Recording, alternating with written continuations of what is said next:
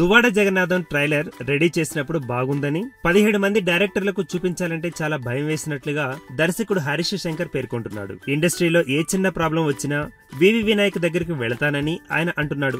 వినాయక్ కు ఏకలవ్య శిష్యుడని వెల్లడించాడు హరీష్ శంకర్. డైరెక్టర్ ను కాన్ఫిడెంట్ గా నమ్మే నిర్మాత దిల్ రాజు అని చెప్పారు. డీజే మూవీలో అల్లు అర్జున్ తనకేం కావాలో మొత్తం రాబట్టుకున్నారని హరీష్ శంకర్ తెలిపారు. డీజే దువ్వాడ జగన్నాథం సినిమాను జూన్ 23న విడుదల చేసేందుకు నిర్మాత దిల్ రాజు ప్లాన్ చేస్తున్నారు. ట్రైలర్ రిలీజ్ అయిన తర్వాత సినిమాపై అంచనాలు మరింత పెరిగాయి. బన్నీ కెరీర్ లోనే సినిమా మెమరబుల్ హిట్ గా మారుతుందని పలువురు అభిప్రాయాలు వ్యక్తం చేస్తున్నారు. ఈ వీడియో గనుక మీకు నచ్చినట్టయితే లైక్ చేయండి, షేర్ చేయండి, సబ్స్క్రైబ్ చేసుకోండి.